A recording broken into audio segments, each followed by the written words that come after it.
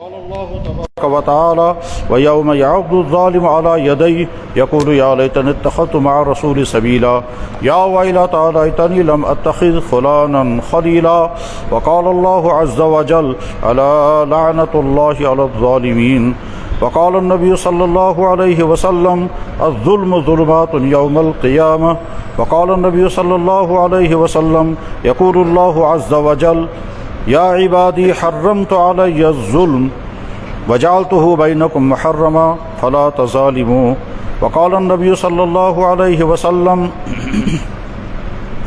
اتق دعوة المظلوم فإنه ليس بين الله وبينه حجاب أو كما قال عليه الصلاة والتسليم صدق الله مولانا العظيم وصدق رسوله النبي الكريم ونحن على ذلك لمن الشاهدين والشاكرين والحمد لله رب العالمين يا رب صل وسلم دائما أبدا على حبيبك خير الخلق كلهم.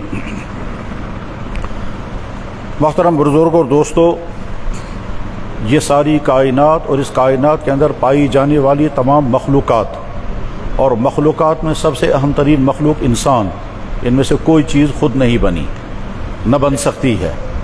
ان تمام مخلوقات بلکہ ساری کائنات کو بنانے والا کوئی ہے، چلانے والا بھی کوئی ہے، اور جس نے اس کو بنایا وہ انتہائی ارحم الراحمین ہیں اور وہ ہر چیز پر قادر ہے. وہی خالق ہے، وہی مالک ہے، وہی رب ہے.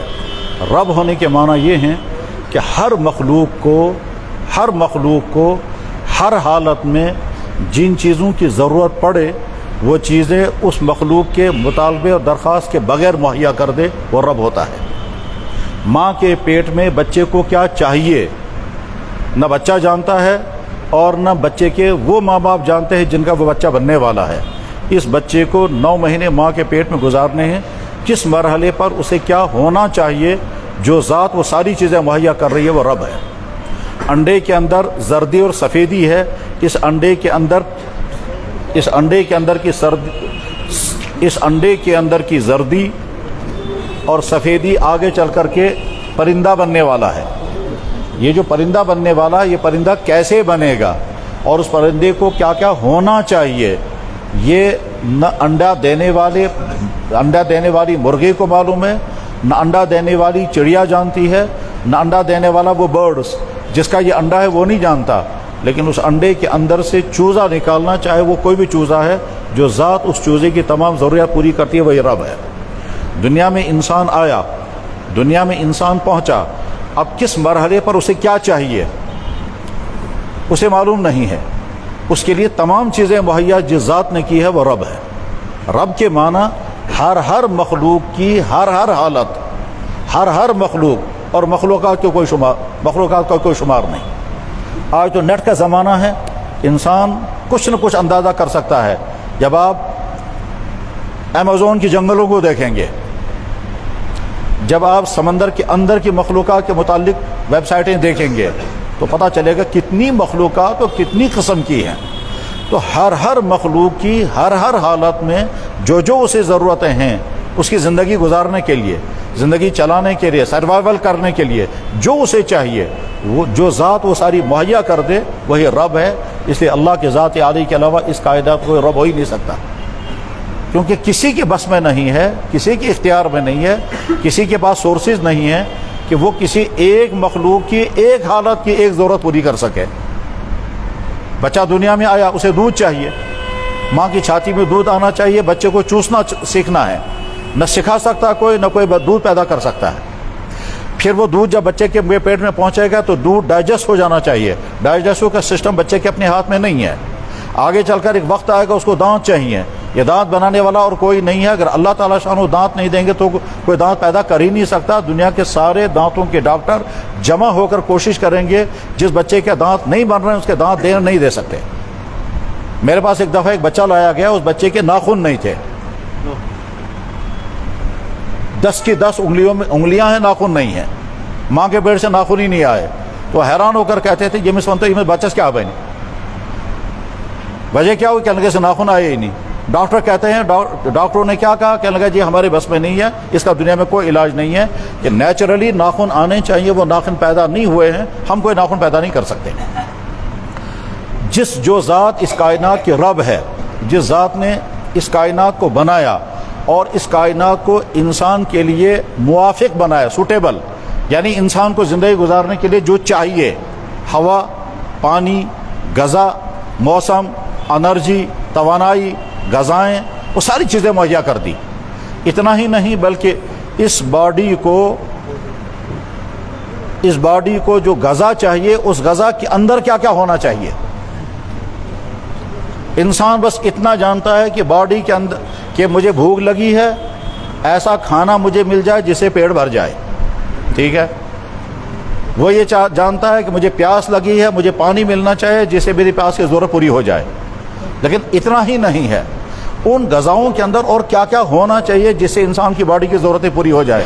اور انسان کی باڈی کو ہزاروں چیزوں کی ضرورت ہے، وٹامنز کی، آئرن کی، میگنیشیم کی، پوٹاشیم کی، اور فاسفورس کی، زنک چاہیے، اور کیا کیا چاہیے جو آپ سکولوں اور کالجوں میں پڑھتے اور پڑھاتے ہیں، خاص طور پر جو میڈیکل والے پڑھتے اور پڑھاتے ہیں، وہاں پتہ چلتا ہے انسان کی باڈی کو کتنی چیزیں چاہیے، اور وہ ساری ان غذاؤں کے اندر رکھی۔ ایک چیز کے اندر کتنی قسم کے وٹامنز ہیں، اور ریشو دکھاتے ہیں آج کہ اس کے اندر اتنا وٹامن فلانا ہے، فلاں اتنا ہے، فلاں چیز اتنی ہے، زنک اتنا ہے، فاسفورس اتنا ہے، کیلشیم اتنا ہے، پروٹین اتنا ہے، یہ سارا دکھاتے ہیں۔ اس کا مطلب یہ ہے کہ اس انسان کی باڈی کو جن جن چیزوں کی ضرورت اور جیسی تھی وہ ساری ضرورتیں اللہ نے مہیا کر دی۔ پڑھے لکھے حضرات سب جانتے ہیں دھوپ کے اندر توانائی بھی ہے، انرجی بھی ہے، ہیٹنگ بھی ہے، اور وٹامن بھی ہے۔ سارے پڑھتے ہیں وٹامن ڈی دھوپ کے اندر ہے۔ جب وٹامن ڈی کی کمی ہو جائے تو دھوپ میں بیٹھو، اسی لیے بعض ملکوں میں سن باز شروع کیا گیا کہ صاحب انسان کی وٹامن ڈی کی ضرورت پوری ہو جائے گی، دھوپ میں کھڑے ہو جاؤ۔ تو غرض یہ کہ جس ذات نے اس کائنات کو بنایا اور اس کائنات کی تمام مخلوقات کے لیے تمام چیزوں کا انتظام کیا، اسی ذات نے فیصلہ کر دیا کہ کون سی چیز کس مخلوق کو کرنی ہے اور کون سی چیز کس مخلوق کو نہیں کرنی ہے۔ مخلوقات کو کون کون سی چیزیں کرنی ہیں اور کون سی چیزیں نہیں کرنی ہیں، مخلوقات کے لیے تو اللہ نے سسٹم بنا دیا، ان کو الگ سے آرڈر دینے کی ضرورت نہیں ہے۔ گائے کو معلوم ہے مجھے کون سی گھاس کھانی ہے، کون سی نہیں کھانی۔ شیر دودھ نہیں پیے گا، گوشت کھائے گا۔ گائے اپنا دودھ خود نہیں پیے گی، گھاس کھائے گی۔ ہر مخلوق کے لیے اللہ نے ایک نیچرلی سسٹم بنا دیا ہے، وہ ان تمام چیزوں سے اپنے آپ کو بچا لیتے ہیں، اور جو چیزیں ان کے لیے فائدہ مند ہیں، وہ کھاتے ہیں۔ انسان کو اللہ نے اختیار دے دیا کہ تمہیں جو چاہے سو کر سکتے ہو، میں تم کو اختیار دے رہا ہوں۔ اس اختیار دینے کے بعد پھر آرڈر کیا کہ اختیار تو ہے تمہیں، لیکن حکم میرا یہ ہے کہ یہ کام تم کرو گے اور یہ کام نہیں کرو گے، یہ چیز تم کھاؤ گے، یہ چیز تم نہیں کھاؤ گے۔ تمہیں زندگی میں جو بھی کام کرنا ہے اس میں تم کو میرا آرڈر دیکھنا ہوگا۔ تم کمانے کے لیے نکلو گے، اس کمانے کے لیے تمہیں یہ دیکھنا ہوگا کہ ہم اس طرح کما رہے ہیں یا نہیں جس طرح سے ہم کو پیدا کرنے والے اللہ نے حکم دیا تھا۔ ہم کمانے میں وہ چیز تو نہیں کر رہے ہیں کہ جس اللہ نے ہم کو پیدا کیا اور ہماری یہ تمام صلاحیتیں پیدا کی ہیں۔ ان صلاحیتوں میں دماغ ہے، آنکھیں ہیں، کان ہیں، سوچنے کا سسٹم ہے، چلنے کا سسٹم ہے، یہ ساری صلاحیتیں جس اللہ نے دی ہیں۔ ہم اگر کمانے کے لیے نکلیں گے تو کماتے ہوئے ہم اللہ کے حکموں کو فالو کر رہے ہیں یا ان کے خلاف کر رہے ہیں؟ فیصلہ کرنے کا حق اللہ کو ہے۔ جس اللہ نے گائے بنائی اسی اللہ نے طے کیا کہ گائے کا تم دودھ پیو گے، خون نہیں کھاؤ گے، خون نہیں پیو گے، گوشت کھاؤ گے، گوبر نہیں کھاؤ گے، اسی اللہ نے فیصلہ کیا۔ جس اللہ نے بھیڑ بنائی اسی اللہ نے کتا بنایا، بھیڑ کے لیے اجازت دی، اس کا گوشت بھی کھا سکتے ہو، دودھ بھی پی سکتے ہو، اس کے بالوں سے فائدہ اٹھا سکتے ہو۔ کتے کے بارے میں فرمایا کہ اس کا گوشت بھی حرام ہے، اس کا پیشاب بھی حرام ہے، اور لعاب اگر کسی برتن میں گر جائے تو 7 مرتبہ دو، حالانکہ وہ بھی اللہ کا بنایا، وہ بھی اللہ کا بنایا ہوا۔ تو اتھارٹی، چیزوں کے حلال و حرام کرنے کی اتھارٹی اللہ نے اپنے ہاتھ میں رکھی، اور اللہ کو اس لیے حق ہے کیونکہ وہ خالق ہے، وہ مالک ہے۔ اگر انسان نے کوئی چیز خود بنائی ہوتی تو وہ ڈیسائیڈ کرتا کہ مجھے یہ چیز جیسے مرضی ویسے استعمال کرنی ہے۔ انسان کی بنائی ہوئی کوئی چیز ہے ہی نہیں دنیا میں، نہ کسی انسان کے بس میں ہے۔ ہاں، انسان اللہ کی بنائی ہوئی چیزوں میں تھوڑی سی تبدیلی کر کے نئی چیز بنا دیتا ہے۔ گوشت اللہ نے بنایا تبھی ہم ڈشیں بناتے ہیں۔ آٹا، گندم اللہ نے پیدا کیا، اس کے بعد ہم بسکٹ بنائیں گے، روٹیاں بنائیں گے۔ سبزیاں اللہ نے پیدا کی، اس کے بعد پھر ہم اس کی ورائٹی پیدا کرتے ہیں۔ سورسز اللہ نے بنایا تب ہم مکان بناتے ہیں۔ مکان بنانے کے لیے مٹی چاہیے، پتھر چاہیے، लोहा चाहिए, लकड़ी चाहिए, ये सारी चीज़ें अल्लाह ने बनाई। उसके बाद कहा अब तुम मकान बनाओ। अब हम अपनी अकल लगाते हैं और किस्म किस्म के मकानात बनाते हैं, लेकिन उसके जो बुनियादी सोर्सेज है वो अल्लाह ने पैदा। तो जिस अल्लाह ने कायनात बनाई, कायनात के तमाम मखलूक़ात को पैदा किया, जिस अल्लाह ने इस ज़मीन को इंसान की ज़िंदगी के लिए वैसा बनाया कि इंसान ज़िंदगी गुजार सके। ज़िंदगी गुजार सके का मतलब हमें एक ख़ास किस्म का मौसम चाहिए, पानी चाहिए, हवा चाहिए, हवा में ऑक्सीजन चाहिए, ग़ज़ाएँ चाहिए, रात चाहिए, दिन चाहिए। जिसने ये सारा सिस्टम यानी लाइफ सपोर्ट सिस्टम जो ज़िंदगी को सूट करे, ऐसा सिस्टम किसने पैदा किया है? हम दिन को रात नहीं बना सकते, रात को दिन नहीं बना सकते, हम अपनी मर्जी से खुद बखुद ग़ज़ाएँ पैदा नहीं कर सकते, हम खुद इंसान पैदा नहीं कर सकते। तो जिस अल्लाह ने ये बनाया, उसी अल्लाह को इख्तियार है कि वो ये फ़ैसला करे कि तुम्हें कौन सा काम करना है और कौन सा काम नहीं करना है। जो काम तुम्हें करना है उसका अल्लाह ने ऑर्डर दिया, और जिस काम से हमें बचना है उसको अल्लाह ने बैन कर दिया। ऑर्डर कर दिया उसको कहते हैं फ़र्ज़, और बैन कर दिया उसको कहते हैं हराम। अल्लाह को यह हक़ क्यों है? क्योंकि खालिक वही है। अल्लाह को यह हक़ क्यों है? क्योंकि मखलूक़ात की हकीकत वही जानता है, क्योंकि वही खालिक है। वही जानता है कि किस जानवर का गोश्त खाना है, किस जानवर का गोश्त नहीं खाना है, किस जानवर की कौन सी लिक्विड चीज़ इस्तेमाल करनी है, और किस जंगल में जानवर होते हैं, कुछ जानवरों का गोश्त हलाल कर दिया जैसे हिरन और नीलगाय, कुछ जानवरों का गोश्त हराम कर दिया, हालांकि वो भी जंगल में रहते हैं। घरों में जो जानवर रहते हैं कुछ का हलाल कर दिया, कुछ का हराम कर दिया। क्यों हलाल कर दिया, क्यों हराम कर दिया? क्योंकि जो गोश्त इंसानों के लिए फ़ायदेमंद होगा उसको हलाल कर देंगे, और जो गोश्त इंसानों के लिए हराम होगा वो हराम कर देंगे। अब एक इंसान वो है जो अल्लाह को मानने को तैयार ही नहीं, ना अल्लाह को हुक्म मानने को तैयार है, उसका मामला तो अलग है। उनके तो अल्लाह ताला फरमाते हैं कि जो न मुझे मानने को तैयार है, न मेरा हुक्म मानने को तैयार है, वो जानवरों से ज़्यादा बदतर है अल्लाह की मखलूक। मगर अल्लाह खुद फरमा रहे हैं इन्नुम इल्ला कन अनाम बलुम अदल, वो जानवर बल्कि जानवरों से ज़्यादा बदतर हैं। उन इंसानों के बारे में अल्लाह फरमाते हैं जो अल्लाह को न माने जैसा अल्लाह है, और अल्लाह के हुक्म को मानने को तैयार नहीं है, तो उनको अल्लाह फरमा रहे हैं ये बदतरीन मखलूक है। अल्लाह ने खिंजीर को बदतरीन मखलूक नहीं कहा, हराम है वो। कुत्ते को बदतरीन मखलूक नहीं कहा, हालांकि उसका पेशाब भी नापाक, उसका लुआब इतना ज़्यादा ख़तरनाक है कि 7 मरतबा धोने का हुक्म है। बुखारी में हदीस है, सारी हदीस किताबों में है। जिस अल्लाह ने उसको बनाया वही अल्लाह फरमा रहे हैं। वो अल्लाह के नबी ने फरमाया कि जब तुम्हारे बर्तन में कुत्ता मुंह डाल दे तो 7 मरतबा बर्तन को धोना, और 1 मरतबा है 8वीं मरतबा मिट्टी से मांजना। इसलिए इमाम अहमद इब्न हंबल कहते हैं 8वीं मरतबा मिट्टी से मांजना पड़ेगा। गरज अल्लाह चूंकि कायनात का खालिक व मालिक है, उसी को हक़ है कहने का कि कौन सी चीज़ जायज़ है, कौन सी नाजायज़, कौन सी हलाल, कौन सी हराम, कौन सी तुम्हारे लिए मुफीद, कौन सी तुम्हारे लिए मुज़िर। जो चीज़ें अल्लाह ने बंदों के लिए हराम की हैं, ईमान वाले की जिम्मेदारी है कि वो अच्छी तरह से समझे कि मेरे अल्लाह ने कौन कौन सी चीज़ें मेरे लिए हराम की हैं। अल्लाह ताला शानो कुरान करीम में ईमान वालों का मिजाज बताते हैं, इन्नमा कान कौलुल मुमिनीन इज़ा दुऊ इलल्लाहि व रसूलिही अन यक़ूलू समिअना व अताना। ईमान वाले का मिजाज तो ये है कि जब उसके सामने कहा जाए कि अल्लाह का हुक्म है, अल्लाह के नबी का हुक्म, फ़ौरन सर झुकाएगा। अल्लाह का हुक्म, कम से कम इसकी अगर मिसाल दी जा सकती है तो वो ये कि अगर खुदा न खास्ता कोई ऐसी बीमार हो जाए और वह डॉक्टर के पास जाए, तो इस इरादे के साथ जाएगा कि डॉक्टर जिन चीज़ों को मुझे बैन कर देगा, मना कर देगा, मुझे उनसे परहेज़ करना है, क्योंकि सेहत का मामला है। अब फ़र्ज़ करते हैं डॉक्टर ने इसकी बहुत फेवरेट डिश बैन कर दी। मसलन इसको गोश्त खाने का बहुत शौक़ था, पिज़्ज़ा खाने का बहुत शौक़ था, फल खाने का बहुत शौक़ था, नहीं छोड़ दीजिए। उसको ड्राई फ्रूट खाने की बहुत आदत थी, और डॉक्टर ने कहा आपको ये चीज़ बंद करनी होगी, तो करनी पड़ेगी। उस वक्त ये नहीं कहेगा कि साहब डॉक्टर ने बड़ा जुल्म किया, ये मज़ेदार चीज़ मेरे लिए क्यों हराम कर दी। उस वक्त इस इंसान का ख्याल ये होगा कि डॉक्टर मेरा हमदर्द है, ये इसकी ड्यूटी है, इसने पढ़ा है, मुझसे फीस उसने इसीलिए ली है, या ये तनख्वाह उसी चीज़ की खा रहा है, इसलिए जो चीज़ मुझे बयान करो मुझे परहेज़ करना है ताकि मैं सेहत याब हो जाऊँ, और अगर परहेज़ नहीं करूँगा मेरी सेहत बिगड़ जाएगी। यहीं बटमालू में एक डॉक्टर हैं, हमारे जानने वाले हैं, उन्होंने मुझे बताया कि मेरे पास एक बाप आया अपनी बेटी को लेकर। मेरी बेटी का मुलाहिजा किया तो मुझे लगा कि ये चॉकलेटें बहुत खाती है और कोल्ड ड्रिंक्स बहुत ज़्यादा पीती है।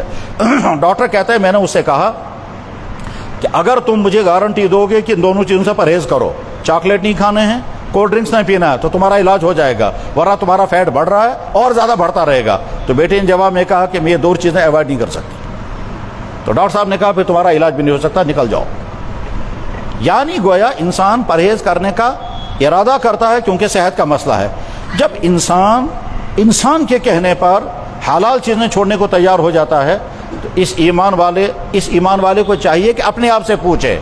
और दूसरा ईमान वाला भी उससे कह सकता है कि जब तुम इंसान के कहने पर हलाल चीज़ छोड़ने को तैयार, क्योंकि डॉक्टर आमतौर पर हलाल चीज़ों के परहेज़ बताता है, इल्ला ये कि खुदा न खास्ता उसको किसी गलत ड्रिंकिंग की आदत होगी तो अलग मसला है।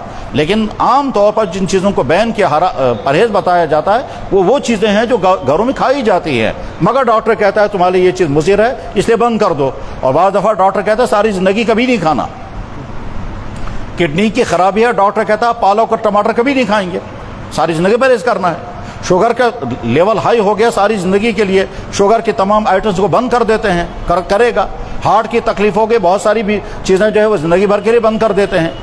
मेरे भाई, जैसे इंसान डॉक्टर के कहने पर इन हलाल चीज़ों को छोड़ने को तैयार होता है, ईमान वाला कम से कम ये सोचेगा कि मैं अल्लाह का बंदा हूँ और अल्लाह के नबी का उम्मती हूँ। अगर अल्लाह ने मेरे लिए कोई चीज़ हराम कर दी है तो मुझे उससे बचना। अब अल्लाह ने जितनी चीज़ें हराम की हैं उन हराम चीज़ों में से बस एक चीज़ का मुझे तज़किरा करना है इस वक्त, उसी की मैंने आयतें पढ़ी हैं। मैंने आयतें पढ़ी, उन आयतों में से एक एक आयत का मैं तर्जमा करता हूँ। अल्लाह ताला फरमाते हैं लानत हो जुल्म करने वालों पर, अला लानतुल्लाहि अला ज़ालिमीन। अल्लाह ताला शानो फरमाते हैं ये मत समझना कि अल्लाह गाफिल बैठा है उन इंसानों से जो जुल्म करते हैं, वला तहसबन्नल्लाह गाफिलन अम्मा यामलु ज़ालिमून। अल्लाह ताला शानो फरमाते हैं अल्लाह किसी इंसान पर जुल्म नहीं करता, लेकिन इंसान इंसानों पर जुल्म करते हैं। अल्लाह के नबी अलैहिस्सलाम ने फरमाया यक़ूलुल्लाहु, अल्लाह जल्ल शानो कहते हैं। जनाब रसूलुल्लाह सल्लल्लाहु अलैहि वसल्लम जब कोई बात इरशाद फरमाते हैं तो उसको हम कहते हैं हदीस। अल्लाह के नबी ने जो कहा वो हदीस, अल्लाह के नबी ने जो करके दिखाए वो भी हदीस। एक को कहते हैं कौले रसूल, एक को कहते हैं फ़ेले रसूल। बल्कि एक चीज़ और भी हदीस होती है, और वो ये कि अल्लाह के नबी अलैहिस्सलाम की मौजूदगी में किसी ने कोई काम किया और आपने देखा और मना नहीं किया, ये भी हदीस है, ये भी अलाउ हो जाता है। बल्कि एक चीज़ और भी हदीस है जिसका तज़किरा आमतौर पर नहीं होता है, अल्लाह के नबी की जो जिस्मानी ज़ाती हालात हैं वो भी हदीस है। सिफ़ात रसूल, अहवाल रसूल, तो अक़वाल रसूल, अफ़आल रसूल, तक़रीरात रसूल और सिफ़ात रसूल, ये सब हदीस है। और दुनिया में किसी शख्स चाहे वो नबी हो चाहे गैर नबी हो, किसी शख्स के तमाम अक़वाल और अफ़आल, किसी शख्स की तमाम बातें और उसके तमाम एक्शन रिकॉर्ड में नहीं है, सिर्फ जनाब रसूल अकरम की ज़ात ऐसी है, उनके तमाम चीज़ें मौजूद हैं। हत्ता कि वो चीज़ें जो तन्हाई में होती हैं, वो चीज़ें जो बज़ाहिर हया के ख़िलाफ़ हैं, वो भी हदीसों में बयान होती हैं। प्राइवेट मामला भी अज़वाज मुतहरात बयान करती हैं। तो जनाब रसूल अकरम सल्लल्लाहु अलैहि वसल्लम जब कोई बात इरशाद फरमाते वो हदीस है। उस हदीस में कभी अल्लाह के नबी अलैहिस्सलाम अल्लाह का पहले हवाला देते हैं, यानी जनाब रसूल अकरम सल्लल्लाहु अलैहि वसल्लम बात कहेंगे उससे पहले कहेंगे अल्लाह ये कहता है। तो जिसमें अल्लाह के नबी अल्लाह का रेफरेंस दें और रेफरेंस देकर फिर आगे बात इरशाद फरमाएं, उसको कहते हैं हदीस कुदसी। वैसे तो हर हदीस अल्लाह का हुक्म है, लेकिन अल्फाज नबी के होते हैं। मगर जिस हदीस में अल्लाह के नबी अल्लाह का हवाला पहले दे दें और फिर उसको बयान कर देंगे, उसको कहते हैं हदीस कुदसी। तो एक हदीस कुदसी है जिसमें अल्लाह के नबी अलैहि सल्लम ने फरमाया यक़ूलुल्लाहु, अल्लाह ये फरमाते हैं या इबादी, ए मेरे बंदो, हर्रमतु अलैया ज़ुल्म, मैंने अपने ऊपर हराम किया है जुल्म करना। अल्लाह अपने ऊपर हराम कर रहे हैं जुल्म करना। हालांकि अल्लाह की ज़ात अली से तो इस बात का तसव्वुर भी नहीं किया जा सकता कि अल्लाह जुल्म करेंगे, मगर चूंकि अगली बात समझानी है, उस अगली बात समझाने के लिए अल्लाह ने पहले कहा जो मैं तुम्हें आगे बयान कर रहा हूँ वो मैंने अपने लिए भी बयान कर दी है। हालांकि अल्लाह को अपने पर बयान करने की, अल्लाह तो कादिर मुतलक है, अल्लाह जो चाहे सो कर सकते हैं, अल्लाह मालिक है, खालिक है। अगर अल्लाह जल्ल शानू अबू जहल को जन्नत में ले जाएंगे, दुनिया के किसी इंसान को हक नहीं है एतराज़ करने का, लेकिन ले जाएंगे नहीं, क्योंकि कानून है। एक है अल्लाह की कुदरत, एक है अल्लाह का कानून। अल्लाह की कुदरत इसकी कोई हद नहीं, अल्लाह की कुदरत उसकी कोई हद नहीं, और एक अल्लाह का कानून। अल्लाह ने इंसानों को ज़िंदगी दी, वो मौत देना चाहें देंगे, रोकना चाहें रोकेंगे। सारी ज़िंदगी में मौत रोक दें हमेशा के लिए, अल्लाह को कुदरत है, मगर करेंगे नहीं। अल्लाह का कानून है, वक्त पर मौत आएगी। कुदरत यह है कि मैं मौत मरने ही नहीं दूंगा, कुदरत यह है कि मौत नहीं आने दूंगा। قانون یہ ہے کہ موت وقت پر آئے گی. وَلَن يُؤَخِّرَ اللَّهُ نَفْسًا إِذَا جَاءَ أَجَلُهَا, مجھے طاقت ہے کہ میں موت کو روک دوں, لیکن قانون میرا یہ ہے کہ وقت پر موت آئے گی. ایک ایک قدرت خداوندی, ایک ایک قانون خداوندی. تو اللہ کا قانون خود اللہ کی ذات پر لاگو نہیں ہے, لیکن اللہ تعالیٰ شانو پہلے اپنی ذات پر قانون لاگو کر رہے ہیں. کیا کر رہے ہیں؟ جو چیز میں تمہارے لیے بیان کر رہا ہوں اس کو میں اپنے اوپر حرام کر رہا ہوں پہلے, اور وہ کیا ہے؟ حرمت علی الظلم, میں نے اپنے اوپر حرام کیا ہے ظلم مت کرنا. وجعلتہ بینکم محرما, تمہارے درمیان میں نے ظلم کو حرام کیا. فلا تظالموا, خبردار ظلم مت کرنا. اللہ کے نبی علیہ السلام نے ارشاد فرمایا کیا؟ اتقی دعوت المظلوم, جب تم کسی پر ظلم کرو گے تو وہ جو مظلوم ہے اس کو جو آہ نکل جائے گی, اس کو جو وحی نکل جائے گی, اس کو جو دکھ ہوگا, اس آہ سے تم بچو, کیونکہ یہ آہ جو ہے یہ سیدھے عرش پر پہنچی ہے. فَإِنَّهُ لَيْسَ بَيْنَ اللَّهِ وَبَيْنَهُ حِجَاب, اس مظلوم کی آہ اور اللہ کی قبولیت کے درمیان میں بیچ میں کوئی چیز رکاوٹ نہیں بنتی. مظلوم کی آہ اور اس میں کوئی, جناب رسول اللہ صلی اللہ علیہ وسلم نے ارشاد فرمایا کہ اپنے بھائی کی مدد کرو, ظالم ہو تب بھی مدد کرو, مظلوم ہو تب بھی مدد کرو. انصر اخا, بخاری بھی حدیث ہے, انصر اخا کا, اپنے بھائی کی مدد کرو, ظالمن او مظلومن, اپنے بھائی کی مدد کرو چاہے وہ ظالم ہو تب بھی مدد کرو اور مظلوم ہو تب بھی مدد کرو.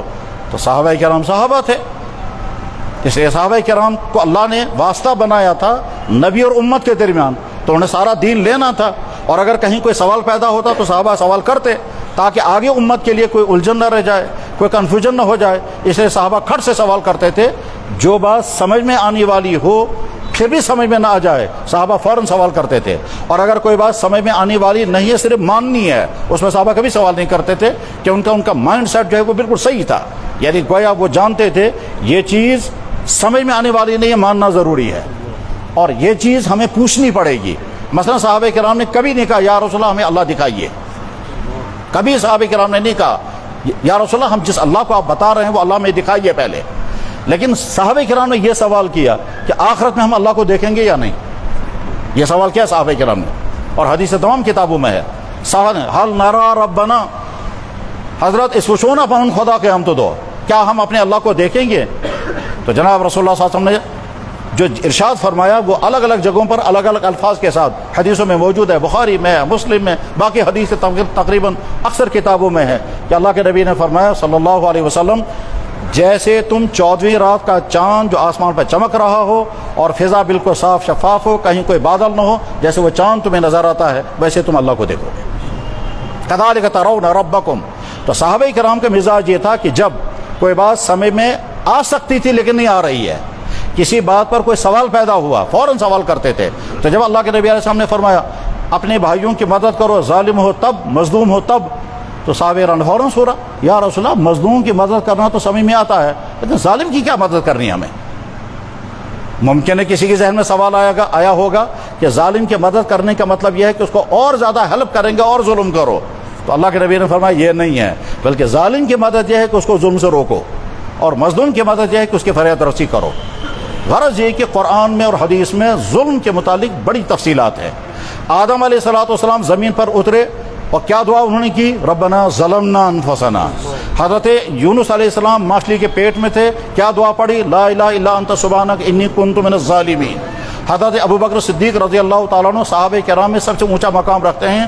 نبیوں کے بعد سب سے اونچا مقام صدیق اکبر کا, صدیق اکبر کے بعد اونچا مقام فاروق اعظم کا, ان کے بعد اونچا مقام عثمان ابن عفان کا, اس کے بعد حضرت علی کرم اللہ تعالیٰ وجہ خلفائے راشدین علیہم الرضوان. یہی ترتیب ہے. صدیق اکبر امت کے سب سے برتر انسان تھے نبیوں کے بعد, اور اللہ کے نبی نے فرمایا تھا ہر شخص کا حق میں نے ادا کر دیا, صدیق اکبر کا حق میں ادا نہیں کر سکتا. صدیق اکبر وہ ذات ہے کہ جس کا تذکرہ قرآن میں موجود ہے. صدیق اکبر رضی اللہ تعالیٰ نے حضور سے درخواست کی, یا رسول اللہ جب نماز میں پڑھوں گا تو اخیر میں اتحیہ کے بعد درود شریف, درود کے بعد میں کون سی دعا پڑھوں؟ دعائیں تو قرآن میں بھی ہیں, اللہ کے نبی نے دعائیں سکھائی ہیں. اب صدیق اکبر رضی اللہ عنہ درخواست کہ مجھے کون سی دعا پڑھنی ہے, تو جناب رسول اللہ صلی اللہ علیہ وسلم نے ارشاد فرمایا تم پڑھا کرو اللہم انی ظلمت نفسی ظلما کثیرا, یا اللہ میں نے بہت ظلم کیا ہے اپنے اوپر, ولا یغفر الذنوب الا انت, نہیں معاف کر سکتا ہے مگر آپ. ظلم کا لفظ استعمال ہوا, انی ظلمت نفسی ظلما کثیرا, میں نے اوپر जनाब रसूलुल्लाह सल्लल्लाहु अलैहि वसल्लम दुआ करते थे, उन दुआ में अल्लाह के नबी अलैहिस्सलातु वस्सलाम कभी कभी उन चीज़ों की दुआ मांगते थे जिन चीज़ों का ख़तरा हुजूर की ज़ात को नहीं होता था, या जिन चीज़ों के होने का हुजूर की ज़ात से कोई इम्कान ही नहीं था।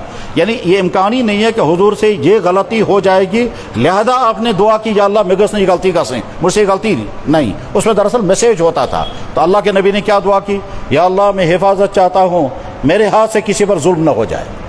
अल्लाह बिन औदु बिका अन अज़लिम औ उज़लम, या अल्लाह मैं हिफाजत चाहता हूँ मैं गुमराह ना हो जाऊँ, या अल्लाह मैं हिफाजत चाहता हूँ मैं जहालत ना करूँ, या अल्लाह मैं हिफाजत चाहता हूँ मैं फिसल ना। तो आपने दुआ की या अल्लाह ऐसा ना मेरे हाथ से किसी पर जुल्म हो जाए। इसके माना कुरान में अहादीस में जुल्म के मुतालिक बड़ी तफसीलात हैं, बल्कि हमारे यहाँ किताबों में लिखा हुआ है कि अल्लाह ताला शानहू कुफ्र की हुकूमत बर्दाश्त कर लेते हैं, जुल्म के हुक्म बर्दाश्त नहीं करते। एक इंसान कुफ्र में है, अल्लाह कहते हैं करने दो कुफ्र, मेरी ज़मीन पर रह करके मेरे अलावा किसी और को सजदा कर रहा है, मेरी ज़मीन पर रहकर किसी और को माबूद बनाए हुए है, बदतरीन जुर्म कर रहा है मगर करने दो। लेकिन जब कोई जुल्म करता है चाहे ईमान वाला हो चाहे गैर ईमान वाला हो, अल्लाह बर्दाश्त नहीं करता। लेकिन कब सज़ा देंगे उसका इल्म नहीं। वला तहसबन्नल्लाह गाफ़िलन अम्मा यअमलु ज़ालिमून। हज़रात हर ईमान वाले को जहन में रखना चाहिए कि जुल्म अल्लाह को किसी भी हाल में बर्दाश्त नहीं, दुनिया में ही उसकी सज़ा लगती है और आखिरत में तो बदतरीन सज़ा होगी होगी। लेकिन जुल्म वो चीज़ है जिसकी सज़ा ऐसा हो सकता है कि आदमी सारी ज़िंदगी कुफ्र और शिरक में रहा और कोई सज़ा दुनिया में नहीं लगी, ऐसा हो सकता है। सारी दुनिया के वो कुफार जो ऐश की ज़िंदगी गुजार रहे हैं और अपने वक्त में मरेंगे, कुछ नहीं हो रहा है उनको, तो गोया अल्लाह ताला शानो काफिरों के कुफ्र वाली ज़िंदगी को छोड़ते नहीं है।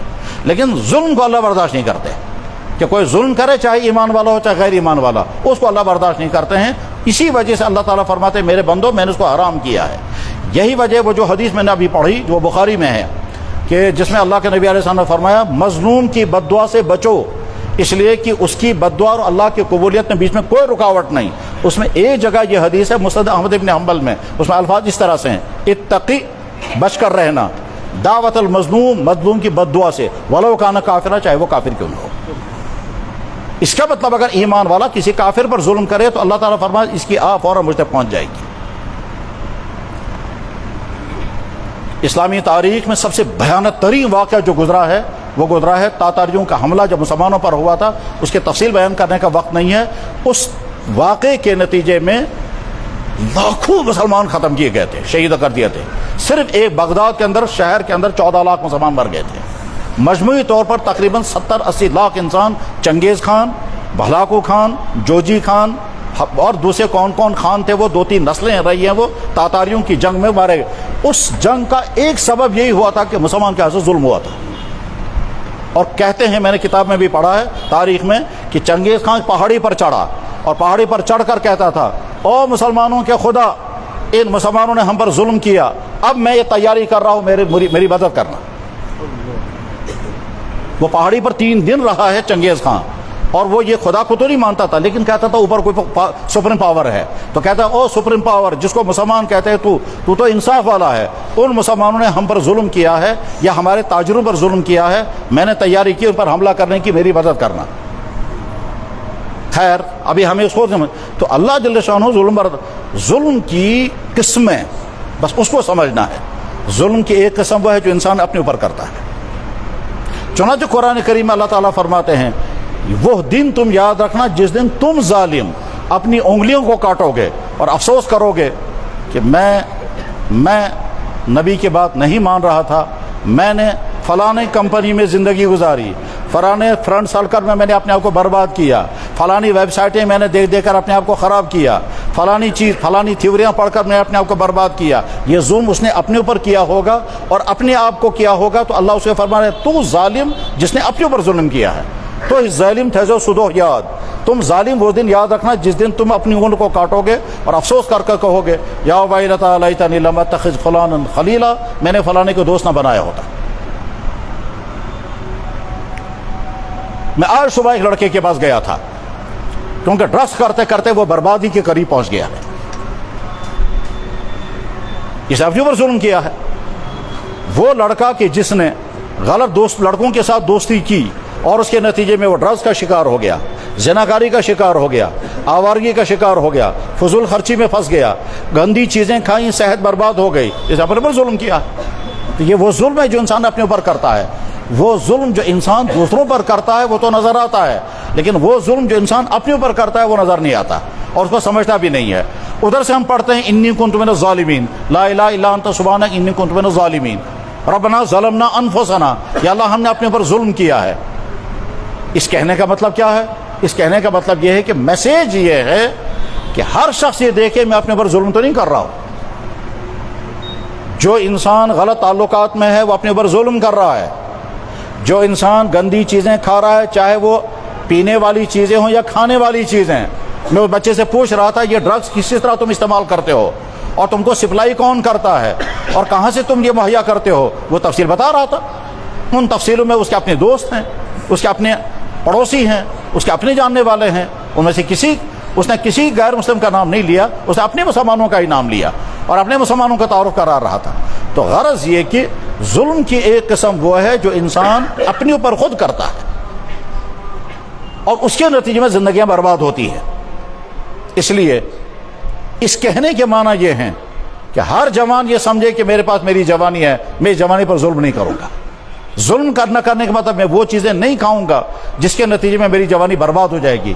میں وہ چیزیں نہیں پیوں گا جس کے ذریعے سے میری زندگی برباد ہو جائے گی.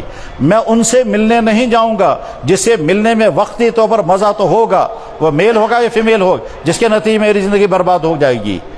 اگر کوئی ان غلطیوں میں مبتلا ہے سمجھو وہ اپنے اوپر خود ظلم کر رہا ہے. ظلم کی ایک قسم یہ ہے. وہ دکاندار جو دکان پر بیٹھ کر کے کسٹمروں کو دھوکہ دے رہا ہے، کسٹمروں کو غلط چیزیں مہیا کر رہا ہے اور سمجھتا ہے میرا بزنس آگے بڑھے گا، یہ اپنے اوپر بھی ظلم کر رہا ہے اور غیروں پر بھی ظلم کر رہا ہے. کیونکہ یہ جو پیسہ اب یہ کمائے گا، یہ پیسہ پیسے کی شکل میں تو آ گیا، لیکن یہ طرح طرح کی نحوستیں، بیماریاں، اللہ کا غضب اور نہ جانے کیا کیا لے کر کے آئے گا. وقتی توبہ دکاندار نے سمجھا کہ جناب میں نے پیسہ کما لیا. ہمارے سارے معاشرے میں شور ہے کہ صاحب گوشت اس طرح بک رہا تھا اور گندا گوشت چلایا جا رہا تھا. کس قدر ظالم ہے وہ انسان جو یہ زہریلی چیز خود کھا رہا ہے اور اپنی قوم کو کھلا رہا ہے. اگر کوئی انسان یہ سمجھتا ہے اس طرح بزنس کر کے میں کوئی ترقی کروں گا، یاد رکھیں ظاہری طور پر وقتی طور پر ترقی تو ہو جائے گی، وقتی طور پر پیسہ تو آپ کما لیں گے، لیکن انجام کے اعتبار سے تباہی ہوگی. چنانچہ یہاں بیماریوں کا جو بہت بڑا سیلاب ہے. پوری تاریخ میں اتنا کینسر ریشو کبھی اتنا نہیں تھا، پوری تاریخ میں کبھی اتنی کڈنی فیلئر نہیں تھے جتنی یہاں آج ہیں. پوری تاریخ میں بیماریاں جو بڑی بڑی اور چھوٹی چھوٹی بیماریاں اتنی پہلے کبھی نہیں تھی جتنی آج ہیں. حالانکہ جتنی فیسلٹیز آج ہیں زندگی کی اتنی فیسلٹی پہلے کبھی نہیں تھی. اتنے اچھے کھانے پہلے کبھی نہیں تھے، اتنا صاف پانی نہیں پہلے کبھی نہیں تھا، اتنی سہولیات پہلے کبھی نہیں تھی. پہلے انسانوں کو گرمی سے بچنے کے لیے کشمیری جانتے بھی نہیں تھے فین کیا ہوتا ہے، اور سردی سے بچنے کے لیے ان کے پاس لے دے کر ایک کانگڑی تھی، اس کے علاوہ کچھ نہیں تھا.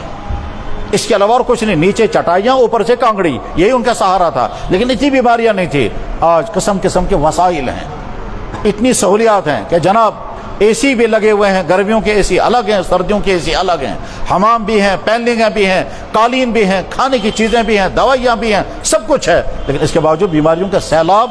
ان سیلابوں کی ایک وجہ ہے حرام کمائی، کہ جس چیز کو لے کر ہم نے مزہ کیا وہ چیز ہمارے یہاں اندر بیماریاں منتقل کرتی ہے.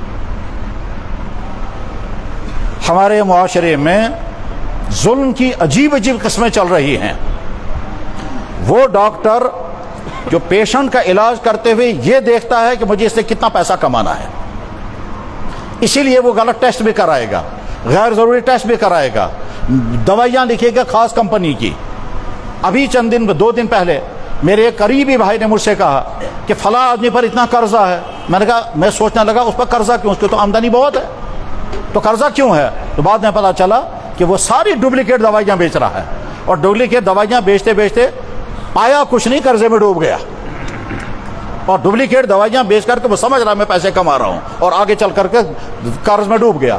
اور قرض میں ڈوب گیا یہاں تک کہ اب پلان یہ بن رہے ہیں کہ ہم کہیں زکوٰۃ مانگیں گے. مگر زکوٰۃ کیسے مانگیں گے؟ ادھر سے تو مکان ہائی فائی ہے، ادھر سے تو سٹیٹس بہت اچھا ہے، لوگ سمجھتے ہیں عزت بھی کر رہے ہیں. وجہ وہی ہے ہمارے معاشرے میں کس طبقے کی طرف سے کس پر کیا ظلم کس فرد کی طرف سے کس پر کیا ظلم ہے، اس میں مالی معاملات کا بدترین حال ہے۔ دفتروں میں رشوت، یہ دراصل دفتر والوں کی طرف سے، چاہے وہ افسر ہو، چاہے ملازم ہو، چاہے ماتحت، چاہے چپراسی ہو، رشوت کی جتنی قسمیں ہیں یہ دراصل ان آدمیوں پر ظلم ہے جن کا کام دفتر سے جڑا ہوا ہوتا ہے۔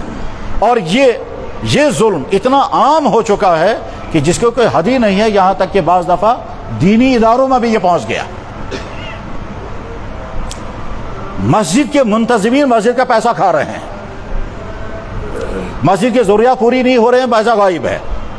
پھر مسجد والے کہتے ہیں کہ جناب ہماری مسجد میں آمدنی اتنی ہے، پریزیڈنٹ صاحب اور اس کے کمیٹی والے پتہ نہیں چلتا پیسہ کہاں جاتا ہے۔ اب جب ان سے کہتے ہیں حساب، انہوں نے کمیٹی بدل دی۔ یتیم خانے والے یتیموں کے نام پر پیسہ جمع کریں گے اور خود کھائیں گے۔ دکاندار جو ہیں وہ فراڈ مال بیچ کر کے پھر پیسہ کمائیں گے۔ دوائی بیچنے والے نقلی دوائیاں خریدیں گے اور ان کو معلوم ہے کہ یہ نقلی دوائی ہے، اس کے باوجود نقلی دوائی وہ اس لیے کیونکہ مارجن زیادہ اسی میں ہے، اوریجنل دوائیاں بیچیں گے۔ کمپنی والے فراڈ دوائیاں بنائیں گے۔ تو جن افراد کے ذریعے سے سوسائٹی میں یہ ساری چیزیں پہنچ رہی ہیں، وہ کمپنی والا جو اس کو الاؤ کر رہا ہے، اور یہاں جو ڈرگ کنٹرول کرنے والے، اور وہ جو ڈاکٹر، اور وہ جو دوائی بیچنے والا، یہ سارے وہ مجرم ہیں جو مجرم اس انسان کی زندگی سے کھیل رہے ہیں اپنا پیسہ کمانے کے لیے۔ وہ وکیل جو اس وجہ سے کیس کو لمبا کرتا ہے تاکہ میں پیسہ کماؤں، یہ جو پیسہ کمائے گا وہ کبھی حلال ہو ہی نہیں سکتا، یہ ممکن نہیں کہ حلال ہو۔ غرض یہ کہ مالی اعتبار سے ظلم کی بدترین شکلیں دنیا میں پائی جاتی ہیں، اور یہ جناب رسول اکرم صلی اللہ علیہ وسلم نے فرمایا تھا کہ ایک وقت آئے گا ہر شخص کی چاہت ہوگی مجھے پیسہ آئے، حلال آئے یا حرام آئے اس کے پرواہ نہیں، بس پیسہ آنا چاہیے۔ اس میں بعض دفعہ آدمی حیران ہوتا ہے کہ حرام سے بچنے والے افراد کیسے ہوتے ہیں۔ ابھی 2 دن گزرے، میں نے دیکھا مدرسے کے ایک طالب علم ہے، وہ بہت زیادہ غریب ہے، تو مجھے بڑی پریشانی تھی اس بچے کی، کیونکہ وہ غریب بچہ ہے، مدرسے میں پڑھ رہا ہے۔ تو میں نے سوچا میں اس کو کپڑے دوں گا، میں نے اپنا سوٹ نکال اس کو دے دیا، وہ دے کے چلا گیا، خوش ہو گیا۔ ادھر سے میرے پیسے کہیں گم ہو گئے تھے، وہ مجھے مل نہیں رہے تھے، تو میں سمجھا گم ہو گئے، کہیں گر گئے ہوں گے۔ 3 دن کے بعد وہ بچہ آ کر مجھے کہتا ہے جی آپ نے جو کرتا مجھے دیا تھا اس میں آپ کے پیسے رہ گئے۔ میں حیران ہو گیا، میں نے کہا ایمان یہ ہے جس کے بارے میں تصور نہیں تھا کہ پیسہ مجھے، وہ لڑکا 3 دن کے بعد آ کر کہتا ہے کہ یہ پیسہ شاید جیب میں رہ گیا تھا، یہ میں پیسے لے کر کے آیا ہوں۔ میں نے کہا یار اتنا پیسہ تم بطور انعام کے رکھ لو تمہاری اس ایمانداری پر۔ ہر انسان یہ دیکھے کہ اللہ نے مجھے جوانی دی ہے، جسم کے تمام اعضاء دیے ہیں، میں اس جسم کا غلط استعمال نہیں کروں گا، اگر کروں گا دوسرے والے پر ظلم بعد میں ہوگا، پہلے اپنے پر ظلم ہوگا۔ جس انسان کو اللہ نے بزنس دیا ہے، اس بزنس کا اگر وہ غلط استعمال کرتا ہے، یعنی اس طرح سے بزنس کرتا ہے جس سے کسٹمروں سے پیسہ کھینچنا مقصود ہو اور کوئی مقصد نہ ہو، یہ جو پیسہ کھینچ رہا ہے وہ غلط ریٹ لگا کر، جھوٹی قسمیں کھا کر۔ مجھے میرے بھائی نے بتایا، کہنے لگا جناب میں نے توبہ کر لی، مگر میں بتاتا ہوں ہم کیا کرتے تھے۔ کہنے لگا میں کیا کرتے تھے؟ کہنے لگا 10 روپے کی چیز 100 روپے کے بیچتے تھے۔ میں نے کہا خریدار کیسے خریدتا ہے؟ کہنے لگا جب ہم قسمیں کھائیں گے، اور قسمیں کھانے کا انداز، کہنے لگا قسم کھاتے ہیں ہم، خدا اللہ کی قسم، نبی کی قسم، ایک ہی میرا بیٹا سوئی مریم، ٹھیک چند قسم، میں کہا ساری، وہ گھبرا جاتا ہے قسمیں سن کر، پھر بھی کہتا اچھا کچھ کم کرو۔ میں کہتا ہوں ٹھیک ہے تمہارے لیے میں کم کرتا، چلو 10 روپے کم۔ وہ کہتا نہیں اور کم کرو، چلو 20 روپے کم۔ اب وہ خوش ہو گیا کہ میں نے 20 روپے کم کرائے، اور میں خوش ہو گیا کہ میں نے اس سے 60 روپے کما لیے، کیونکہ 70 روپے کما لیے۔ میں نے 10 کی چیز 80 روپے میں بیچی، وہ خوش ہے کہ میں نے کم کرا لیا، اور میں خوش ہوں میں نے 70 کما لیا۔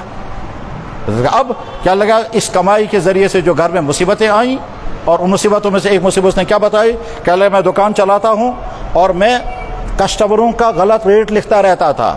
جو ڈیلی کسٹمر ہوتے ہیں صبح اور شام، جو محلوں سے سامان خریدتے ہیں، تھا لکھت، صبح بھی لیا شام بھی لیا، روٹیاں خریدی، کھانے پینے کی چیزیں، چھوٹی موٹی چیزیں جو گھروں میں استعمال ہوتی ہیں، صابن، روٹیاں، بسکٹ وغیرہ، مہینے کے بعد آ کر جب حساب کرتے ہیں، کہنے لگا وہ حساب کہیں سے کہیں ہوتا تھا۔ کیوں؟ وہ کہتے وہ لیتے تھے 5 کی چیز میں لکھتا تھا 10، وہ لیتے تھے 10 کی چیز میں لکھتا تھا 20۔ اب یہی سال ہر سال کرتا رہا، بہت پیسہ کمایا۔ پھر کیا لگا ایک ہی بیٹی ہے اور اسی کو بلڈ کینسر ہو گیا۔ تو ہوتا ہی یہی۔ مجھے یاد ہے کہ کافی عرصہ پہلے جب ایک شخص نے مجھے فون کیا دلی سے، کہنے لگا جناب بہت کاکر کاروبار کرا۔ میں تو بس ٹھیک، तब हम मुर्गे लाते थे और वो जम्मू से जब आते थे रास्ते में मुर्गे मर जाते थे, कुछ मर जाते थे, कुछ कभी हालात ठीक नहीं होते थे, गाड़ियां फंस जाती थी। उसके बाद वो मरे हुए मुर्गे हम लाते थे, वो सोचते थे फेंकेंगे नहीं, हम उनके गर्दन काट करके और तीर निकाल करके होटल वालों को सप्लाई करते थे ताकि वो आगे बेचेंगे। साल साल तक वही पैसा कमाया। मैंने कहा अब क्या हुआ? क्या लगे इस वक्त मैं दिल्ली में हूँ, एक ही मेरा बेटा है और उसका बोन कैंसर हो गया है। फिर कहता था वहाँ दुआ करो अल्लाह ताला इसको शिफा अता फरमाए, बोन कैंसर या ब्लड कैंसर, अब याद भी नहीं रहा। तो मैंने कहा अब क्या लगा दुआ के साथ में कहता है वैसे उम्मीद नहीं है दुआ कबूल होगी, क्यों? वैसे इंसानों से बारे जुल्म करो। मेरे भाई दुकानदार ये सोचे कि दुकान के जरिए से आप हलाल कमाई कमा रहे हैं या हराम। फरमाया जनाब रसूल अकरम सल्लल्लाहु अलैहि वसल्लम ने अत्ताजुरुस सदुकुल अमीन, बुखारी में और तिरमिज़ी में हदीस है, अमानतदारी दयानतदारी के साथ तिजारत करने वाला शख्स क़यामत के दिन नबियों के साथ, सिद्दीकीन साथ और शहीदों के साथ होगा। सालिहीन नहीं फरमाया, सालिहीन चौथा तबका है। इसके माना यह है कि यह तिजारत करने वाला सालिहीन से ऊंचे दर्जे का है। और इसके मुकाबले में अगर कोई बिजनेस करने वाला फ्रॉड करता है, नकली माल बेचता है, मिलावट करता है, झूठी कस्में खाकर माल बेचता है, एक्सपायर माल बेचता है, चाहे वो खाने पीने की चीज़ें हों, चाहे वो दवाइयाँ हों, चाहे वो सब्जियाँ हों, चाहे वो फल हो, जो भी चीज़ हो जिनका ताल्लुक़ इंसान की सेहत, जिनका ताल्लुक़ इंसान की ज़िंदगी के साथ है, हम अल्लाह दिल्ली में आज़ाद मार्केट में कश्मीरियों का मेवा पहुँचता है, वहाँ हिंदू ने खड़े होकर के कहा कश्मीरियों का माल मत करो, ये धोखा देते हैं। क्या धोखा देते हैं? कहने लगे ऊपर लिखा होता है ए क्लास सेब, होते हैं वो सी क्लास। यहीं श्रीनगर शहर में एक साहब थे, वो बहुत बड़े अफसर थे और ज़ाफ़रान के साइंटिस्ट थे। उसने खुद मुझसे कहा, कहने लगे जनाब दुनिया भर में सबसे बेहतरीन ज़ाफ़रान कश्मीर का होता है, मगर मुश्किल यह है कि कश्मीरी फ्रॉड करते हैं, इसलिए इंटरनेशनल मार्केट में कश्मीरियों के ज़ाफ़रान के बारे में कहता है इसे बहुतात रहना चाहिए क्योंकि मिलावट करते हैं। और मिलावट क्या करते हैं? कहने लगे अजीब अजीब हरकतें यहाँ होती हैं कि मकई वर्ड की सासंचा ताशासन पैरसू मास्यो, क्या लगे वो जमा करते हैं, उबालते हैं, फिर ज़ाफ़रान का कलर करते हैं, फिर पैक करके लिखते हैं ऊपर से असली कश्मीरी ज़ाफ़रान, और अंदर वो कुछ और है। आज ही सुबह मुझे एक भाई ने कहा, क्या लगा जनाब अजीब बात है, हम शहद का कारोबार करते हैं। एक साहब है वो क्या करते हैं, वो लाल वाला शहद और उसके बाद फिर दो तीन बाल उसमें डालते हैं ज़ाफ़रान के, फिर लिखते हैं ऊपर से ये शहद जो है वो ज़ाफ़रान के फूलों का है, हालांकि वो ज़ाफ़रान के फूलों का शहद नहीं है। फिर लिखता है इसका रेट है 1,500 रुपये पर केजी या आधा केजी। धोखे की बुनियाद पर बिजनेस करना, अल्लाह के नबी ने फरमाया अत्तुज्जारु युबासून यौमल क़यामत नारा, बिजनेस करने वाले अगर अमानतदारी दयानतदारी नहीं करेंगे, सही रेट नहीं लगाएंगे, मिलावटी माल बेचेंगे, फ्रॉड चीज़ें बेचेंगे, एक्सपायर माल बेचेंगे, अल्लाह के नबी ने फरमाया युबासून यौमल क़यामत नारा, क़यामत के दिन जहन्नम में जाएंगे। हराम माल से बचने की फ़िक्र कितनी होनी चाहिए। जनाब रसूलुल्लाह सल्लल्लाहु अलैहि वसल्लम के ख़ानदान में जो बहुत ज़्यादा प्यार, ख़ानदान तो सारे प्यारे थे, अल्लाह के नबी अलैहि सल्लम की बेटी हज़रत फ़ातिमा, आपने फरमाया जन्नत की तमाम औरतों की सरदार फ़ातिमा हैं। फ़ातिमा का बड़ा बेटा है हज़रत हसन।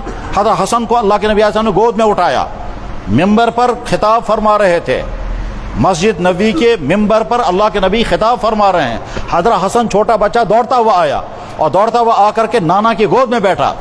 नाना प्यारा होता ही है, बच्ची के बच्चे बहुत प्यारे लगते हैं, ठीक, तो आपको मालूम ही होगा। तो बच्चा जो है वो हज़रत हसन दौड़ता हुआ आया, हुजूर की गोद में बैठा, और हुजूर की गोद में जब बैठा तो आपने फरमाया इब्नी हाज़ा सय्यद, मेरा ये बेटा सय्यद है, लअल्लल्लाहु अन युस्लिह बैन फ़िअतैन अज़ीमतैन मिन उम्मती, इस मेरे बेटे के ज़रिए से मेरी उम्मत के दो धड़ों में अल्लाह ताला सुलह करा देगा। यही हज़रत हसन रज़ी अल्लाह ताला अन्हु ने जब ममलकत इस्लामिया दो हिस्सों में तकसीम हो गई थी, एक हिस्सा हज़रत अली के कंट्रोल में था रज़ी अल्लाह ताला अन्हु, और दूसरा हिस्सा हज़रत अमीर मुआविया रज़ी अल्लाह अन्हु के ज़ेर इक़्तिदार था। ये दो अलग अलग हिस्से चल रहे थे। हज़रत अली शहीद हो गए, उसके शहीद कर दिए गए, उसके बाद हज़रत हसन खलीफा बन गए।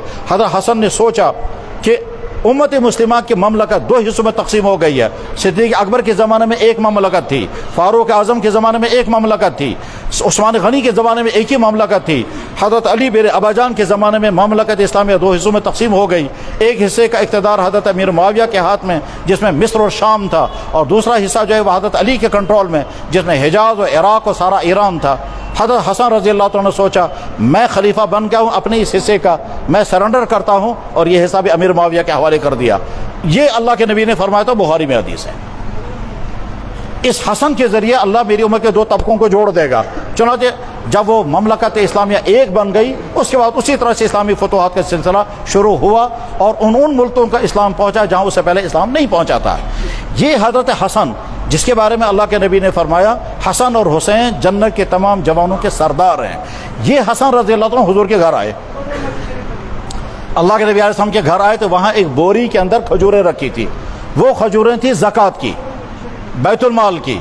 तो हज़रत हसन छोटा बच्चा, उसे खजूर उठाई और मुँह में रखी। तो जनाब रसूलुल्लाह सल्लल्लाहु अलैहि वसल्लम दूर फासले पर थे, आपने छलांग लगाई, छलांग लगा कर आकर उनके मुँह से खजूर निकाल दी। फरमाया बेटा ये ज़कात का है, बैतुल माल का है, तुम्हारे लिए हलाल नहीं है। ये बच्चे के मुँह से खजूर निकाल दी, खाने नहीं दी, हराम। जो चीज़ इस्लाम ने हराम कर दी है उससे बचने की फ़िक्र करनी चाहिए। हमारे माशरे में हराम की अजीब अजीब किस्में हैं।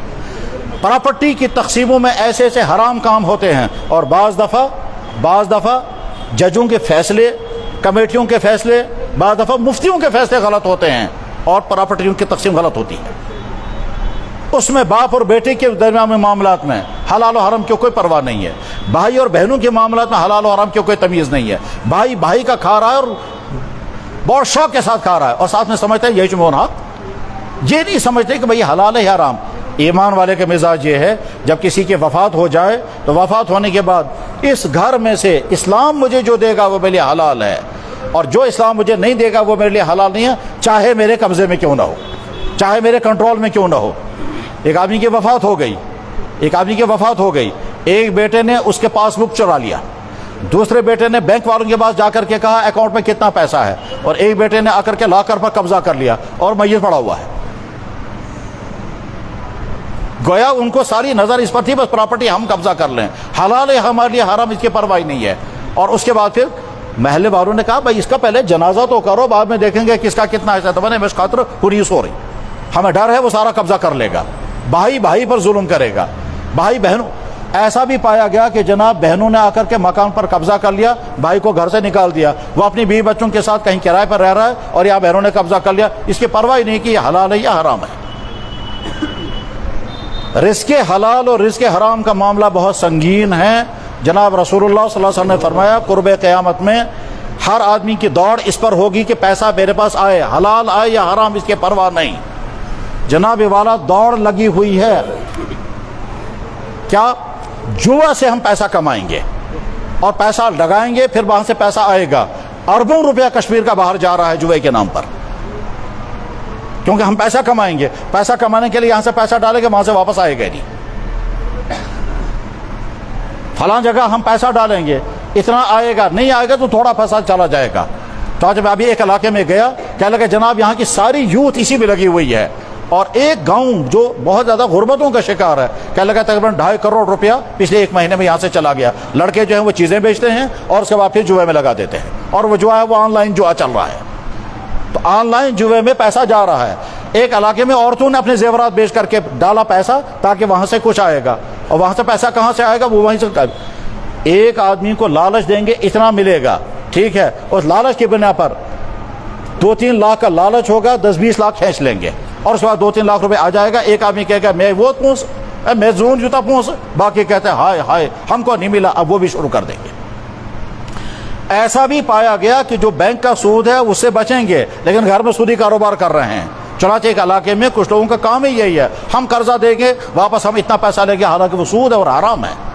पर अल्लाह ताला शान फरमाते हैं मेरा ऐलान जंग है उन लोगों के लिए जो कितने ही यहाँ के अफसरान ऐसे हैं कि रिटायर हो गए, उसके बाद जीपी फंड जो लाखों में मिला वो जीपी फंड बैंक में रखा, और बैंक में रखने के बाद वहाँ से जो इंटरेस्ट आ रहा है वो खा रहे हैं और उससे ज़िंदगी चला रहे हैं आगे। ٹھیک ہے، بیسک پیسہ وہیں رکھا ہوا ہے، انٹرسٹ کھا رہے ہیں، اور اسی سے دعوتیں بھی ہو رہی ہیں، اسی سے فنکشن بھی چل رہے ہیں، اسی سے نیاز بھی ہو رہا ہے، اسی سے سارے کام ہو رہے ہیں۔ بیسک پیسہ جو حلال تھا وہ تو رکھا بند، اور حرام کھا رہے ہیں۔ حرام کھانا، حرام کھلانا اپنے اوپر ظلم ہے، اور ان دوسرے انسانوں پر ظلم ہے جن کے ذریعے سے ہم یہ پیسہ کھینچ رہے ہیں۔ میرے بھائیوں، جناب رسول اللہ صلی اللہ علیہ وسلم نے اس سلسلے میں جو احکامات بیان فرمائے ہیں ان کو تفصیل سے ہر ایمان والے کو پڑھنا چاہیے۔ فرمایا جناب رسول اکرم صلی اللہ علیہ وسلم نے، تب تک انسان اپنی جگہ سے ہٹ نہیں سکے گا جب تک 5 باتوں کا جواب نہیں دے گا۔ ہم سب تیار رہیں گے یہ جاننے کے لیے کہ اللہ کے نبی نے کیا فرمایا، پھر اپنے اوپر اپلائی کریں گے۔ تم تب تک اپنی جگہ سے ہٹ نہیں پاؤ گے جب تک 5 باتوں کے جواب نہیں دو گے۔ نمبر 1، جوانی کیسے گزاری تھی۔ اب ہر جوان اپنے آپ کو میٹر لگا کے دیکھے، میں کہاں ہوں، گھر میں کیا کرتا ہوں، بیڈ روم میں بیٹھ کر کیا کرتا ہوں، موبائل میں کیا کیا دیکھتا ہوں، کلاس میں جا کر کیا کرتا ہوں، میرے کن کے ساتھ غلط ریلیشنز ہیں، میں کوئی غلط چیز کھا رہا ہوں یا پی رہا ہوں، میں سب کچھ دیکھے۔ اس میں تو خود ہے اور اللہ کی ذات ہے۔ جوانی کیسے گزاری تھی یہ خود بولنا ہے، اور کچھ اور بولیں گے وہ چلنے والا نہیں ہے۔ خود اپنی ساری کہانی سنانی ہے، میں نے یہ بھی کیا، میں نے یہ بھی کیا، میں یہ بھی کیا۔ لن تزول، نہیں ہٹ سکیں گے قدما ابن آدم، آدم کے قدم اپنی جگہ سے ہٹ نہیں سکتے، حتی یسأل عن 5، جب تک 5 باتوں کے بارے میں جواب نہیں دیا جائے گا۔ نمبر 1، جوانی کیسے گزاری تھی، عن شبابی، آپ کی جوانی کیسے گزری تھی، اس جوانی میں کیا کیا کیا تھا۔ اور اس طرح کی حدیث سن کر کبھی سننے والا گھبرا جاتا ہے، وہ سوچتا ہے کہ میں نے تو بہت کچھ کیا ہے، اب میں کیا کروں گا۔ اب اس کے جب خیال آنے لگے گا میں نے یہ بھی کیا ہے، میں نے یہ بھی پیا ہے، میں نے فلاں کے ساتھ یہ کیا ہے، خدا نخواستہ میرے غلط تعلقات رہے ہیں، خدا نخواستہ میں نے گندی چیزیں کھائی ہیں، خدا نخواستہ میں نے چوری کی ہے، خدا نخواستہ، وہ ساری اپنی گندگیاں یاد آئیں گی۔ وہ تو کسی اور کو جواب دینا، انسان کہے گا میں نے نہیں کیا، لیکن کسی اور کو جواب نہیں دینا، خود سوچنا ہے۔ اور جب سوچنے لگیں گے تو اندر سے ایمان سارا یاد، اس میں کچھ باتیں بھول گئی ہوں گی، کچھ باتیں یاد آئیں گی۔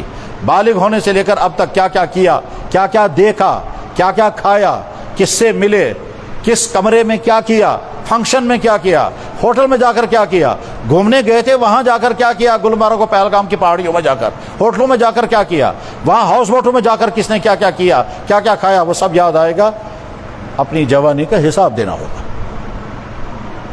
اور اگر کوئی حساب دینے میں کامیاب ہوگا تو بہت بڑا میڈل ملے گا، بڑا انعام ملے گا۔ کتنا بڑا انعام، بخاری میں حدیث ہے، اللہ کے نبی نے فرمایا قیامت کے دن جنت کرام کے اندر عرش کے سائے کے نیچے جو VIP ہوں گے ان میں دوسرے نمبر پر یہ جوان ہوگا۔ آپ نے فرمایا 7 انسان یظلہم اللہ تعالیٰ فی ظلہ یوم لا ظل الا ظلہ، 7 آدمی قیامت کے دن عرش کے سائے کے نیچے ہوں گے، اس میں دوسرے نمبر پر وہ جوان جس نے جوانی میں اپنی جوانی کو بچایا ہوگا۔ اور جوانی کو جب بچائے گا تو بہت لڑنا پڑتا ہے اپنے آپ سے، ایک کولڈ وار کرنا ہوگا لگاتار، راتوں میں بھی دنوں میں بھی۔ ہاتھ میں موبائل کھلا، اس میں نہ جانے کیا کیا آنے لگا، اب آپ کی جنگ شروع ہو گئی۔ آپ اپنے آپ کو بچائیں گے یا دیکھتے رہیں گے رات بھر؟ آپ کو کسی نے وہیں سے فون کیا، ویڈیو کال آئی، اب آپ کو فیصلہ کرنا ہے اس سے مجھے بات کرنی ہے یا کٹ کرنا ہے۔ آپ کو وہیں سے آفر آ رہا کسی گناہ کا، آفر آ رہا مجھ سے ریلیشن رکھو، آپ کو فیصلہ کرنا ہے رکھنا ہے یا ختم کرنا ہے، قدم قدم پر۔ تو سوال آئے گا جوانی کیسے گزاری تھی، پیسہ کیسے کمایا تھا۔ دکاندار صاحب آپ کا پیسہ کیسے آ رہا ہے اس کا جواب دینا ہوگا۔ جہاں آپ کو اینٹی کرپشن کوئی پوچھے یا نہ پوچھے، لیکن اللہ کے آپ کو خود حساب دینا ہوگا، پیسہ کیسے کمایا تھا۔ ملازم، دکاندار، وکیل، ڈاکٹر، جج، مولوی، مفتی، امام، ہر ایک کو جواب دینا ہوگا۔ جو پیسہ میں کما رہا تھا وہ کیسے کما رہا تھا۔ ایک آدمی کسی گھر میں قرآن پڑھانے جا رہا ہے اور مہینے کی تنخواہ طے ہو گئی 1000، اور وہ ٹائم پر جاتا ہی نہیں ہے اور پورے مہینے اس نے پڑھایا نہیں ہے، اس کی تنخواہ تھوڑے حلال ہو جائے گی کہ صاحب میں قرآن پڑھا رہا ہوں، اگر میں نے 1 ہفتے تک نہیں پڑھا تب بھی میری تنخواہ نہیں حلال ہوگی۔ ضابطہ ہے، یہ ہر ایک کے لیے ہے۔ تو دکاندار صاحب دیکھیں حلال کما رہے ہیں یا حرام، ڈاکٹر صاحب دیکھیں آپ حلال کما رہے ہیں یا حرام، وکیل صاحب آپ دیکھیں حلال کما رہے ہیں یا حرام، جج صاحب آپ یہ دیکھیں کہ آپ پیسہ لے کر کچھ غلط فیصلہ تو نہیں لکھ رہے ہیں، مولانا صاحب یہ آپ دیکھیں کہ آپ نے غلط فتویٰ لکھ کر کے پیسہ تو نہیں کمایا، پیسوں کی بنیاد پر فتویٰ تو نہیں دیا۔ ہر انسان، کتاب بیچنے والا، دینی کتاب والا دیکھے کہ میں جو ریٹ لگا رہا ہوں یہ صحیح کر رہا ہوں میں، یہ غلط کر رہا ہوں میں۔ مال کیسے کمایا جواب دینا ہوگا، کہاں کہاں خرچ کیا اس کا جواب دینا ہوگا، اور وقت کہاں کہاں صرف کیا اس کا جواب دینا ہوگا۔ اور پانچویں چیز، جتنا دین تم جانتے تھے اتنے پر عمل کیا ہے یا نہیں، جو چیزیں فرض تھی ان کو کیا یا نہیں، جو چیزیں حرام تھی ان سے بچے تھے یا نہیں، یہ جواب دینا ہوگا۔ میں بات ختم کر رہا ہوں، حدیث سنا کر بات ختم کرتا ہوں۔ جناب رسول اللہ صلی اللہ علیہ وسلم نے جب حج فرمایا تھا، اس کو کہتے ہیں حجۃ الوداع، آخری حج، امت کو الوداع کہا، میں دنیا سے رخصت ہونے والا ہوں۔ مینا کے میدان میں آپ نے جو خطاب فرمایا، اس خطاب کے کچھ حصے ایک حدیث کی کتاب میں، کچھ دوسری کتاب میں ہوتے ہیں، کچھ تیسری کتاب میں ہوتے ہیں۔ حدیث کی کتاب ہے سنن ابن ماجہ، سیاہ ستہ میں سے ایک کتاب ہے ابن ماجہ، اس ابن ماجہ میں یہ جملہ موجود ہے کہ جناب رسول اللہ صلی اللہ علیہ وسلم نے فرمایا خطاب کرتے ہوئے، لوگو میں تم سے پہلے دنیا سے رخصت ہونے والا ہوں، لوگو الوداع، اگلے سال یہاں ملاقات نہیں ہوگی اب۔ پھر فرمایا قیامت کے دن میں فخر کروں گا اپنی امت کی بنیاد پر، باقی قوموں باقی نبیوں سے کہوں گا میری امت دیکھو کتنی اچھی ہے۔ پھر فرمایا خبردار اس حال میں میرے پاس مت آنا کہ تمہاری وجہ سے مجھے وہاں شرمندگی اٹھانی پڑے۔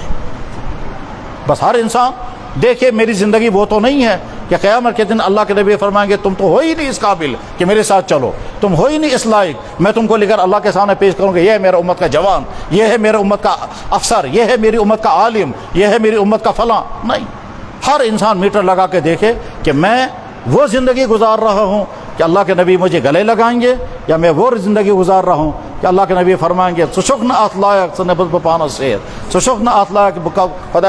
علامہ اقبال نے شعر کہا تھا، بڑا مشہور شعر ہے، انہوں نے کہا تھا یا اللہ میں بالکل فقیر غریب انسان، میرے پاس کوئی نیکی نہیں ہے، میرا حساب نہیں لینا، لیکن اگر حساب لینا ہی ہوگا تو بس اتنی مہربانی کرنا میری نبی کی موجودگی میں میرا حساب نہیں لینا۔ تو غنی از ہر دو عالم من فقیر، روز محشر عذرائے من پذیر، تو اگر بینی حسابم ناگزیر، از نگاہ مصطفیٰ پہ نہ بغیر۔ یہ ساری بات سن کر کبھی انسان گھبرا جاتا ہے اور سوچتا ہے میں نے یہ کیا، دکاندار سوچتا ہے میں چوری کروں، جوان سوچتا ہے میں نے یہ غلطیاں کی ہیں، عالم سوچتا ہے میں نے، ہر انسان جب اپنی غلطیوں کو سوچتا ہے مایوس، تو جواب ہے مایوس کبھی نہیں ہونا چاہیے۔ اللہ یہ فرماتے ہیں جیسے میں نے اپنے اوپر ظلم حرام کیا ہے ویسے ہی میں نے اپنے ذمہ لازم کیا ہے کہ بندوں پر رحم کرنا، اور میں تم پر رحم کر رہا ہوں۔ تمہاری آنکھیں میں نے نہیں چھینی، حالانکہ آج تک تم حساب نہیں بتا سکتے کتنی مرتبہ تم نے غلط، تم دکان پر بیٹھ کر کے فراڈ کرتے رہے، آج تک میں نے سزا نہیں دی، میں پردہ رکھتا ہوں۔ تو جب میں نے پردہ رکھا اس لیے میں سزا نہیں دیتا ہوں کیونکہ میں نے، اللہ رحم کرنے کو تیار ہے، شرط یہ ہے کہ اپنا سدھار کریں گے۔ اللہ ہم کو سدھار نصیب فرمائے، ایمان کی دولت اللہ نے عطا فرمائی ہے، ایمان والی زندگی نصیب ہو، اعمال والی زندگی نصیب ہو، اخلاق والی زندگی نصیب ہو، ہمارے ہاتھوں سے کانوں سے اور کسی بھی چیز سے دوسرے پر کوئی ظلم نہ ہو۔ ہمارے پاس پاور ہے، یہ پاور ہم استعمال نہ کریں ظلم پر، ہمارے پاس بزنس ہے، یہ ہمارے پاس کرسی ہے، ہمارے پاس قلم ہے، یہ کسی ظلم کے لیے استعمال نہ ہو، ایسی زندگی نصیب ہو۔ وآخر دعوانا ان الحمد للہ رب العالمین برحمتک یا ارحم الراحمین۔ انشاءاللہ نماز کے بعد میں